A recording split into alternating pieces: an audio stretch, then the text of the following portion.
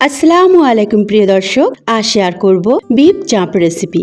এটা খুবই সহজ পদ্ধতিতে বানানো দেখাবো আর টক দই ছাড়াই আপনার ঘরে থাকা মশলা দিয়ে এটা বানাতে পারবেন। তবে এর স্বাদ আপনারা একেবারেই ভুলতে পারবেন না। সামনেই কোরবানির ঈদ, আর এই ঈদের দিনকে এইরকম মজাদার একটি চাপ হলে তাহলে তার কোনো কথাই নেই, সবাই তো মজার সাথে খাবে। তো আজকের রেসিপিটি খুবই সহজ পদ্ধতিতে ঘরে থাকা মশলা দিয়ে আপনাদের বানানো দেখাচ্ছি। অবশ্যই ভালো লাগলে লাইক শেয়ার কমেন্ট করতে ভুলবেন না, তার সাথে সাবস্ক্রাইব করে পাশে থাকা বেল আইকনটি ক্লিক করবেন। বিসমিল্লাহির রহমানির রহিম। এখানে আমি একটা প্লেটে কাঁচা পেঁপে নিয়েছি। কাঁচা পেঁপেটা মাঝারি সাইজের ছিল, তার 3 ভাগের 1 ভাগ নিয়েছি। স্কিন সহ নিয়েছি, তাহলে রেজাল্টটা ভালো পাবেন। আর নিয়েছি 3টি পেঁয়াজ, 10টি কাঁচা লঙ্কা, 2 ইঞ্চ আদা আর রসুনের কোয়া 15 থেকে 20 পিস। এবার এগুলোকে পেস্ট বানিয়ে নেব। এদিকে 1 কেজি গরুর মাংস নিয়েছি। এটা আপনারা চাইলে খাসির মাংস দিয়ে বানাতে পারবেন। আর মাংসটা একেবারে হাড় সহ নিয়েছি। এবার ওই পেস্টটা মাংসের মধ্যে দিয়ে দিলাম। এবার এদিকে সামান্য পরিমাণে মশলা নিয়েছি। কাশ্মীরি লঙ্কা 1 চামচ, জিরে গুঁড়ো 1/4 চামচ, এলাচের গুঁড়ো 1/4 চামচ আর জয়িত্রী 1/4 চামচ আর স্বাদ মতো লবণ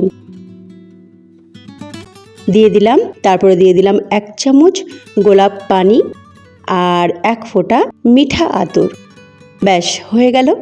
এবার এগুলো খুব ভালো করে মিশিয়ে নেব মাংসের সাথে। প্রায় 4 থেকে 5 মিনিট ধরে মিশিয়ে নেবেন। তারপরে এতে সাদা তেল দিয়ে দেব। প্রায় ধরুন 50 মিলির মতো সাদা তেল এখন দিয়ে দিচ্ছি।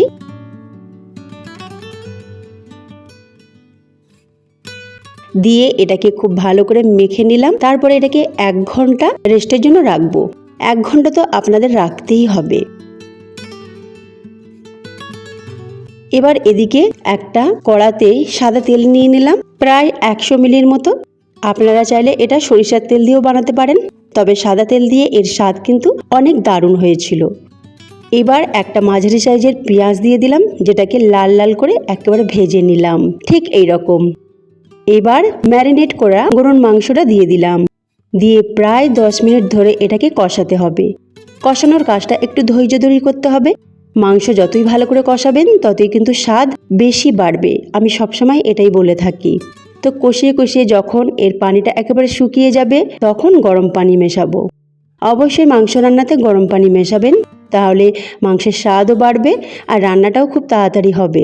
পরিমাণ মতো পানি দিয়ে দিলাম, তারপরে একটু লবণও দিয়ে দিলাম।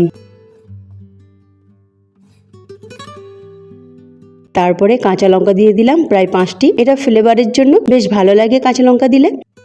এবার 40 মিনিট এটাকে কম আঁচে বসিয়ে রাখবো। আর মাঝে মাঝে কিন্তু ঢাকনা খুলে নাড়াচাড়া করে দেবেন, যেন তলায় ধরে না যায়। এবার আমি ঢাকনাটা খুলে নিলাম আর এটাকে চেক করে নিচ্ছি। দেখুন কতটা নরম হয়ে গেছে। কাঁচা পেঁপেটা দেওয়ার দরুন মাংস রান্নাটি খুবই নরম হয়েছে আর খেতেও কিন্তু মাশাআল্লাহ দারুণ হয়েছিল। টক দই ছাড়াই এত দারুণ একটা চাপ রান্না সত্যি বলছি, যে খেয়েছে তারাই কিন্তু প্রশংসা করেইছে। তো আপনারা চাইলে এই রেসিপিটি সামনের ঈদেতে ট্রাই করতে পারেন আর আপনার পুরো পরিবারের প্রশংসা নিতে পারেন। আপনার পরিবার থেকে শুরু করে আপনার বাড়িতে যারাই খাবে এই রেসিপিটি সত্যি বলছি আপনার প্রশংসা করবেই করবে। আপনার নিজেরই এত ভালো লাগবে, তো আপনি বারবার এটাই বানাবেন। তো ফ্রেন্ডস, আজকের চাপ আমাদের রেডি হয়ে গেছে। মাশাআল্লাহ খেতে দারুণ হয়েছে। আর এই চাপ রান্নাটি চালের আটার রুটি, পরোটা, ভাত সব কিছুর সাথেই কিন্তু দারুণ জমে যায়। তো ফ্রেন্ডস, আজকের রেসিপি যদি আপনাদেরকে ভালো লাগে অবশ্যই লাইক শেয়ার কমেন্ট করতে ভুলবেন না, তার সাথে সাবস্ক্রাইব করে পাশে থাকা বেল আইকনটি ক্লিক করবেন। তার সাথে এইরকম মজার রেসিপি পেতে চাইলে উপরে আই বাটন আর এন্ড স্ক্রিন চেক করতে পারেন। আল্লাহ হাফিজ।